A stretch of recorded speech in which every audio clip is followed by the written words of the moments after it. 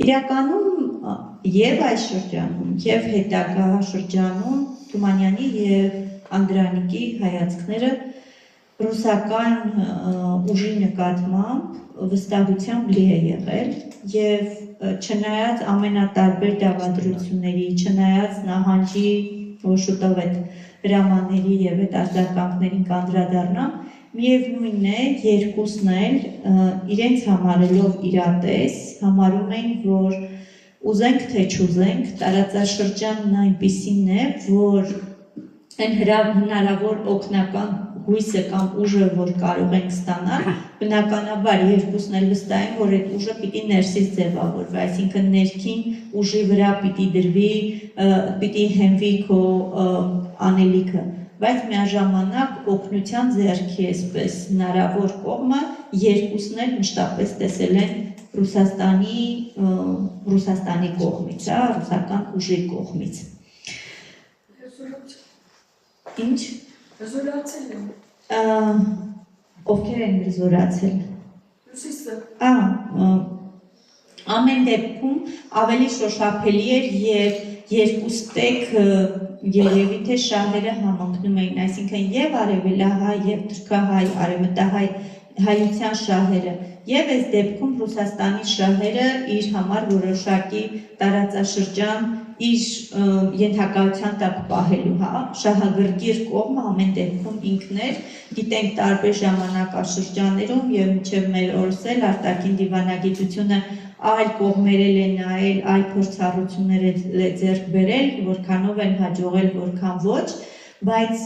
այնքանով, որքանով Թումանյանը ամեն դեպքում եւ Անդրանիկը վստահություն ունեին, իրենք պարբերաբար մենք այդ մեծ հյուսիսի ցանկալիք օգնության բանը կտեսնենք այսօրվա այս մեր զրույցի ընթացքում։ Եվ այդ շրջանում, երբ որ Անդրանիկը փաստորեն բուն ռազմաճակատային հատվածում էր իգդիրներ էր անցել եւ դեպի Վան գնացող ճանապարհներին էր, նույն շրջանում մամուլը հեղեղված էր, գիտեք, կամավորական ջոկատների նկատմամբ ամենատարբեր հերյուրանքներով, այս մասին էլ ենք խոսել, որ Գևորգ 5-րդ ուրեմն կաթողիկոսի կողմից ուրեմն ձեռնարկվեց հատուկ գաղտնի խումբ կազմելու եւ ռազմաճակատ մեկնելու եւ այնտեղ իրողությունները բարձելու եւ այդ ղեկավարեր Մեսրոպ եպիսկոպոսը, բայց կես ճանապարհից եպիսկոպոսը ստիպված էր հետ վերադառնալ, որովհետեւ Էջմիածնից լուր էր ստացել, որ Նիկոլայ II-ը մեծ պատվի է արժանացնում ուրեմն հայությանը եւ գալու է Կովկաս, նաեւ լինելու է Թիֆլիսում, հանդիպելու է ամենայն հայոց կաթողիկոսին եւ հետո հնարավոր ռազմաճակատի տրամադրություններ այսպես շոշափելու համար է գալիս եւ Մեսրոպ եպիսկոպոսը ուրեմն հետ է կաչվում այս հանդիպումներին իր մասնակցությունը բերելու Թումանյանը գիտեք Շիրվանզադեի ուրեմն խունունցի եւ մյուս ընկերների հետ իրենք Նիկողայոս Բաբյանի խորեն եպիսկոպոս Մուրադբեկյանի հետ իրենց ճանապարհը շարունակում են. Բայց ամբողջ խնդիրն այն է, որ Թումանյանի օրագրերն էլ երբ որ մենք քննում ենք եւ իր գրառումներն ենք տեսնում, խնդիրն այն է, որ իրենք բոլոր այդ ճանապարհները դրանք կլինեին ավերված, դեռ կիսաշեն, կոտորված ժողովրդով, թե արդեն բնակչությունից զերծ, ուրեմն ամբողջությամբ զրկված տարածքներ, իրենք հայկական կամավորական ջոկատների հետ ուղիղ հանդիպման հնարավորություն չեն ունենում։ Եվ սա ուղղակիորեն ամեն անգամ որևէ, այսպես ասած, արգելքներ են առաջացրել հենց ռուսական բանակի տարբեր զորախմբերի ղեկավարներ, որոնց իհարկե թույլտվությունը պարտադիր էր եւ առանց նրանց իմացության եւ թույլտվության հնարավոր չէր դա իրականացնել։ Սա է թերևս պատճառը, այսինքն այս արգելքներն ու սահմանափակումներն են թերևս եղել այն հիմնական պատճառները, որ մենք այս ընթացքում ոչ որևէ հաղորդագրության կապ ենք տեսնում Թումանյանի եւ Անդրանիկի միջեւ, այսինքն ոչ մի նամակագրություն եւ այլն կոնե չի պահպանվել, չկա արձագանքներ որևէ կերպ չեն հասել եւ նաեւ այնքանով որքանով գրեթե նույն ժամանակներում իրենք Անդրանիկը մի փոքր ավելի առաջ այդ տարածքներում է եղել, բայց իրենք փաստորեն ֆիզիկապես պատերազմի դաշտում, հա, կամ այդ դադարի հատվածներում որևէ անգամ իրար նրանք չեն հանդիպել։ Եվ Թումանյանը փաստորեն իր ընկերների հետ 2 շաբաթ լինում է իրական այսպես դաշտում, տեսնում է, շոշափում է տրամադրությունները, անհրաժեշտ տեղեկատվությունը փոխանցում է եւ ազգային բյուրոյին եւ կաթողիկոսին, եւ վերադարձից հետո Թումանյանը հանդիպում է նաեւ կաթողիկոսին, որը Ղալթակչի կայարանում, որտեղ արդեն հանդիպում էր ունեցել Նիկոլայ II-ի հետ։ Թումանյանը շատ կարճ գրություն ունի, ամենը 1 տողանոց իր նոթերում այս մասին, որ կաթողիկոսը շատ ոգևորված էր եւ զրույցը Նիկոլայ II-ի հետ խոստումն առատ էր այնքանով, որ իսկապես այդ շրջանում արևմտահայության հարցը վերջապես լուծվելու է։ Եվ չնայած Անդրանիկի հաղթարշավի դեկտեմբերի 25-ին հայտարարվում է ընդհանուր նահանջ։ Ռուսական ղեկավարության կողմից, զինվորական ղեկավարության կողմից հայտարարվում է ընդհանուր նահանջ, ինչը բնականաբար Անդրանիկի մոտ շատ մեծ դժգոհություն է առաջացնում եւ տեղ-տեղել ուրեմն անհասկանալիության աստիճանի, հա, դժգոհություն, թե որն է պատճառը, եթե իսկապես իրենք ունեն բավական ձեռքբերումներ, ավելին պիտի ասեմ, որ ամեն անգամ սկզբում բանավոր կերպով, հետո գիտեք երևի մեր զորավարներից Անդրանիկը ամենալիուլին է, որ պարգևատրվել է Գեորգիևյան բոլոր խաչերով եւ այլ, այսինքն երբ որ մենք տեսնում ենք, թե այդ ընթացքում ինչքան շռայլ են եղել, ոնց են գնահատել Անդրանիկին ռուսական զորավարները, հա, չնայած ներքին բանսարկուների եւ անդադ այդ հերթական պատիվներով իրեն շքանշաններով պարգևատրելը, բայց մյուս կողմից էլ ամեն դեպքում մշտապես իրենց ձեռքը պահելով, հսկող ձեռքը պահելով, որպեսզի չինքնուրույնանա եւ ինքնուրույն գործունեության չգա։ Եվ ստիպված է լինում փաստորեն Անդրանիկը դեպի Վան գնացող, այսպես ասած, ճանապարհը կանգնեցնել եւ վերադառնում է հունվարին, արդեն մենք այդտեղ տեսնում ենք Անդրանիկին 15 թվականի հունվար ամսին Ջուլֆայում, գիտենք այդ շրջանում ամբողջ Ջուլֆան ռուսական զորաբանակ էր, ռուսական տարածքներ եւ հենց այդտեղ էլ Անդրանիկին Չեռնազովովը հենց իր կողմից իր ձեռքով ուրեմն Գեորգիևյան քաջության խաչը հանձնում է եւ մեծ Անդրանիկին ոգևորությամբ հուսադրում, որ ամեն ինչ արժևում է, դա ռազմական նշանակությամբ ուրեմն խնդիր է լուծում նահանջի այդ պահը եւ որոշակի դադարի անհրաժեշտություն կա։ Եվ պիտի ասեմ, որ քիչ առաջ, երբ որ բարբերաբար այս հուսահատության, ոգևորության այս ալիքներն էլ կտեսնենք գործիչների, Անդրանիկը հենց ինքն էլ իր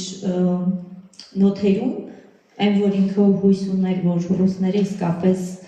աջակից կողմ են, իր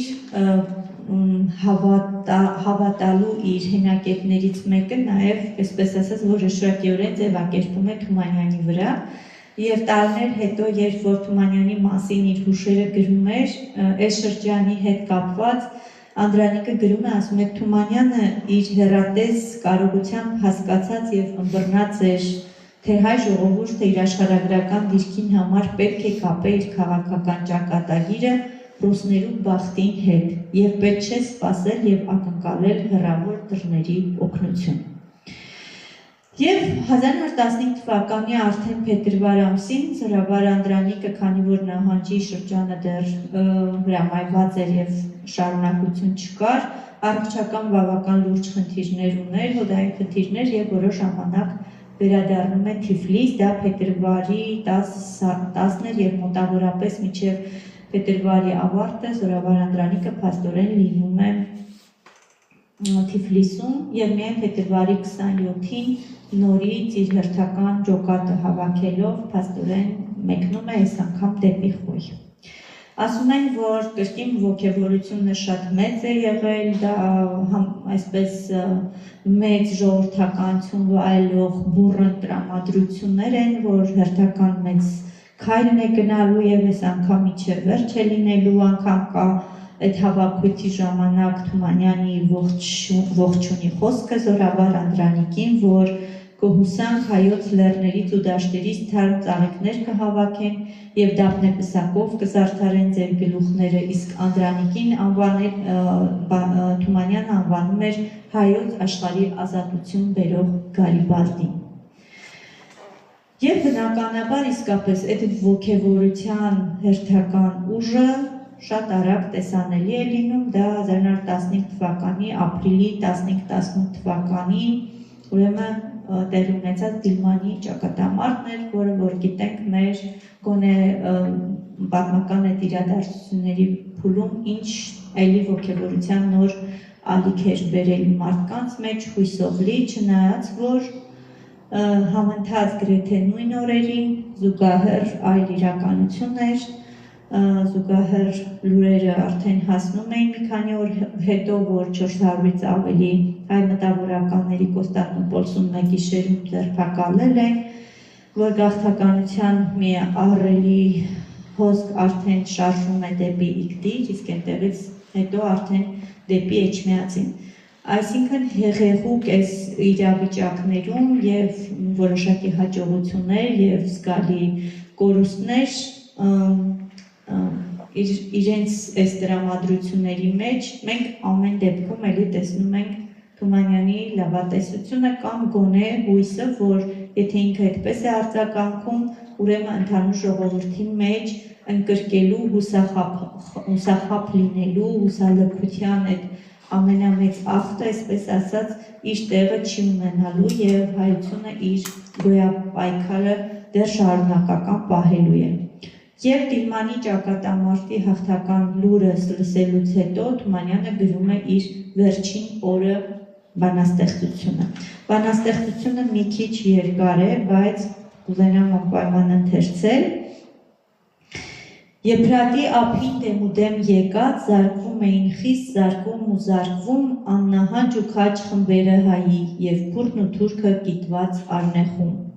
Երբ որ հոգնեցին երկար զարկվելուց, երբ որ հոգնեցին բազուկները կուռ, հեյ ընկեր ասավ խմբապետն արի, հեյ ընկեր ասավ, բարձրացիր շուտով, բարձրացիր հայոց բարձր լեռների ամենից բարձր գագաթն ու նայիր, որտեղ է, մի տես վերջը թշնամու։ Բարձրացավ ջլուտ հայդուկը հայի, բարձրացավ բարձր գագաթը լեռան ու հոգնած ձեռքը դրեց ճակատին։ Խմբապետ, ասավ, ընկեր խմբապետ, տեսնում եմ հեռու հորիզոնները մութ, Եփրատի դալար, հովիտներն ի վար, մինչև Տավրոսի լեռները կապուտ, մինչև Մշուշոտ պարը Պոնտոսի, մինչև բարձրապես շայռերը մոկած, ծուխ է բարձրանում ուշի հովիտից, ծուխ է բարձրանում Սասմա սարերից, ծուխ է բարձրանում Վանա կողմերից, ծուխ է բարձրանում Աբաղա դաշտից, կրակ է կանգնած Զեյթունի վրա, ամեն կողմերից թշնամին գունդ-գունդ շարժվում է մեր դեմ ու չի երևում, չեմ տեսնում վերջը նրա շարքերի։ Հեյ ընկեր ասավ խմբապետն այժմ, հեյ ընկեր ասավ, ետ նայիր հապա, ետ նայիր մի տես հայերը հեռվից չեն գալիս արդյոք մեզի օգնության։ Ու հոգնած ձեռքը դրեց ճակատին, կտրիչ հայդուկը նայեց դեպի ետ։ Խմբապետ ասավ, ընկեր խմբապետ, տեսնում եմ ահա ինչպես ափիս մեջ սև ծովից մինչև ծովը վրկանա, մինչև Կովկասի պատնե շրջունոտ, գալիս են խումբ հայերը ճեպով, գալիս են ճեպով մեզի օգնության, իջնում են Սյունյաց մութ սարերից, ելնում Գուգարքի խոր ձորերից, Շիրակի դաշտից մինչև Այրարատ, ու ողջ ափերը անուշ արաքսի, անվերջ տագնապով իրար են անցնում։ Այս երևի Թումանյանի ամենամեծ փափագներից մեկն է եղել, որ առջևում ունենալով այդ հզոր խմբապետին, մենք ամեն կողմից իսկապես տեղաշարժ ունենանք, ամեն կողմից այդ համախմբվածությունը կլինի ու այդ մեծ համախմբվածության ուժի ներքո հնարավոր կլինի ազգային հարցին լուծում տալ։ Գալիս են ամեն կողմից Կովկասի, գալիս են հեռու կողմերից, գալիս են կարոտ պանդուխտներն ամեն։ Գալիս են ծրված տղերքը նորից, բնականաբար խոսքը նկատի ունի Սփյուռքյան, տարբեր գաղթօջախներում ծվարած հայությանը։ Գալիս են պարզած դրոշ հայրենի։ Հեյ ընկերասավ խմբապետը, հեյ ընկերասավ, սուրաճ ունիս դու, նայիր դեպ հյուսիս, ավելի հեռու, չի շարժում արդյոք հյուսիսը հզոր։ Նայեց ռատես աչքով արծվի հայդուկն ավելի հեռու։ Խմբապետ ասավ, ընկեր խմբապետ, աչքս չի կտրում, որտեղից մինչ ուր, շարժվում է ահա հյուսիսն ընդհանուր։ Հորձանք է տալիս ծոմ ռուսական, հորձանք է տալիս ծանր ու ահավոր, դեպի ամեն կողմ ափերն հեռավոր և հուր ու շոքի շնչով ուժգին, գնացքը կտրած գնացքի ետև, ու գալարվելով հովիտից հովիտ գալիս են ինչպես վիշապներ սև։ Հեյ ընկեր կանչեց խմբապետն արի, հեյ ընկեր կանչեց, դե ցած եկարակ, առհրացանը դաշնիչի շուտով իջիր սրբազան ափը եպրատի, հին պատերազմի վերջին զարկն է սա, հին ոճրագործի հոգեվարքն է սա։ Խմբապետ կանչեց, ընկեր խմբապետ կանչեց հայդուկը ջահել, հայոց երկնահաս լեռների վրա, խոր խորհրդավոր ձայներ են լսվում, դղրդում է խուլ երկինքը վերից, են անհուն անքուն անթիվ ձայներից։ Հեյ ընկեր կանչեց խմբապետը հին, հեյ ընկեր կանչեց խաչ հան երեսիդ, էդ կյանքում տանջված տանջանքով մեռած անթիվ անհամար անբախտ հայերի հոգիներն են հեկ, որ լաց ու կոծով արյան մրիկով երկինք վերացան, փոթորկում են դեռ Աստծու առաջին, բողոքում անհույն երկնքով մի։ Նրանց բողոքի աղմուկն է անլուր, հասնում է ներքև հայի ականջին։ Հեյ ընկեր ասավ, խաչ հան երեսիդ, առհրացանը դաշնիչի շուտով, իջիր սրբազան ափը եպրատի, մեծ տառապանքի վերջին օրն է սա։ 1915 թվականի մայիսի 6-ին Վանի բերդի վրա ծածանվում է հայկական դրոշը։ Վանի ազատագրման այս բուրըն ոգևորությունը, որ Զորավար Անդրանիկը պարգևեց Վանված բուրականի հայությանը, հերթական այսպես շնչառությունը բերեց և հունիսին, երբ որ արդեն այս հաղթական զորաճոկատը մտավ Վան, Զորավար Անդրանիկը շատ մեծ ու շատ ճոխ ընդունելություն է գտել Վանի հայության կողմից, որոնք ամբողջ Վան, այսպես ասած, պատրաստել էին իրենց երգերով, ծրագրերով, ամենատարբեր միջոցառներով հաղթական զորավարին ընդունելու, բայց զորավարը որքան էլ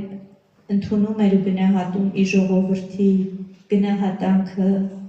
իր քաջագործությունների, իր հերոսությունների նկատմամբ, բայց մյուս կողմից հասկանում էր, որ այդ ոգևորությունը շարունակական կամ այդ հաղթարշավը շարունակական կլինի և հնարավոր կլինի պահպանել միայն այն դեպքում, երբ որ գիտակցված և ժամանակից ոչ շուտ հաղթական տոնելու տրամադրությունները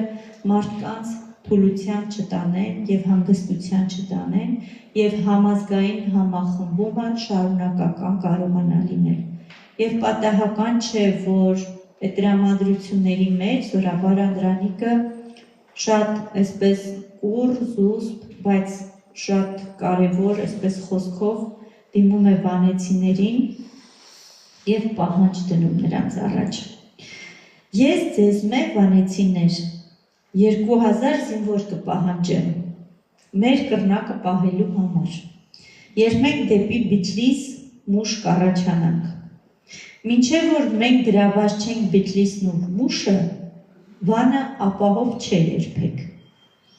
Այս նահանգին մեր զինված կանոնավոր և անկանոն մոտավորապես 10,000 հրացանավոր կա։ Եթե 2000 հոգի ինձի չեք տա և չի կատարեք ձեր պարտականությունները, գիտեք, թե թեև Վանա լիճը փոքր է, բայց իր ալիքները բավականաչափ զորավոր են։ անոնք պիտի գան եւ ծածկեն ձեր քաղաքը, եւ դուք ամենքը խեղդվիք։ Մի ասեք, թե Վանը ազատվեցավ եւ թող Բիթլիսի մասին Բիթլիսին, Մուշի մասին Մշեցին, Խարբերդի մասին Խարբերդին խորի։ Միասին գործել եւ միասին աշխատել պետք է։ Այս նույն շրջանում էլ մայիսի 10-ին, այսինքն երբ որ Վանի ազատագրման լուրը Թումանյանին է հասնում, Թումանյանն էլ գրում է Վան ու Երևան իր հոդվածը այդ օրերի տրամադրություններում, որովհետև այս երկու քաղաքների այսպես ամբողջականության մեջ Թումանյանը տեսնում էր հայության այսպես այդ պահի գոնե հնարավոր միասնական երկիր ստեղծելու հնարավորությունը։ Այս հոդվածը մի քիչ էլի երկար հոդված է, բայց խնդիրը որն է, այսինքն հիմնական բովանդակությունն այն է, որ ինչպես որ ժամանակին Երևանը հնարավոր եղավ Հասան խանի բռնակալությունից ազատել եւ փաստորեն որոշակիորեն ռուսահայության, արևելահայության կյանքը ապահովագրվեց եւ շունչ քաշեց եւ քիչ թե շատ պայմանական ազատագրվեց այս հատվածը, գոնե թե այս հնարավոր ճանապարհը այսօր նաեւ Վանինն է եւ Թումանյանը հույս ուներ, որ Վանի ընկնելը, այսինքն թուրքական կողմից Վանի ազատելը հերթական, այսպես ասած, հաղթական 100 տարի հետո մոտավորապես այդ հույսի ճանապարհն է բացում, մի հատված ուղղակի Երևանի հատվածը բաց կթողնեմ, որ պատմական ամբողջ անդրադարձ է անում Թումանյանը, կամ հուն Վանի հետ կապված հատվածից եւ ահա 100 տարուց հետո այսօր էլ ընկնում է Վանը ռուսաց հաղթական զորքի հետ ուսուսի Վան են մտնում մեր կամավոր խմբերը, դարձյալ ռուսաց ազգային դրոշակի հետ փոխփոխում է մեր ազգային դրոշակը, բայց այս անգամ վերջին անգամն է, որ մենք երգում ենք ազգային տխուր երգեր, մեր հայրենիք թշվառանտեր, մեր թշնամուց ոտնակող։ Էլ հայ ժողովուրդն այս տեսակ լավկական երգ չի երգելու, էլ հայ բանաստեղծն այս տեսակ երգ չի հորինելու Վանի պատերազմից հետո։ Ինչ որ հաջող ու բախտավոր սկսեց Երևանի պատերազմը, պետք է լրացնի, վերջացնի ու պսակի Վանի պատերազմը։ Վան ու Երևան կնշանակի հայություն։ Մի հայություն, որ դարեր առաջ իր բարձր կուլտուրայով, իր ճոխ գրականությունով ընկավ իր աշխարհքի փլատակների տակ եւ միայն այժմ է դուրս գալիս երկար դարերից հետո, անթիվ կյանքերի ու նրանց ջանքերի շնորհիվ։ Եվ հետո փառաբանում է, թե լավ օրերին ինչեր կարող են ստեղծվել, կգան նոր գրողներ, նոր մի խոսքով տրամադրություններ կստեղծեն։ Այս նույն շրջանում, բացի հոդվածը գրելուն, Թումանյանը կրկին երկրորդ անգամ ռազմաճակատ մեկնելու պատրաստություններ տեսնում, այս անգամ եւս խնդիրը էլի գաղտնի խմբով ռազմաճակատ մեկնելն էր, որովհետեւ այսինքն այս ամբողջ ընթացքում մշտապես մեր մտապատկերում պիտի պահենք, որ որևէ անգամ այդ ռուսական եւ հայ կամավորական ջոկատների աշխատանքը ռազմի դաշտում հարթ չի եղել, դրանք մշտապես եղել են բանսարկություններով տարբեր տեսակի շատ տեղերում հայկական ջոկատներ մշտապես այսպես խոչընդոտներ են ստեղծվել, ամենատարբեր այսպես զրույցներ եւ հերթական անգամ փաստորեն Թումանյանը հունիս ամսին մեկնում է ռազմաճակատ, այս դեպքում արդեն կազմը ավելի փոքր էր, իր հետ Հովսեփ Խունունցն էր եւ Երվանդ Ֆրանկյանը, Ֆրանկյանը նաեւ Բաքվի մամուլի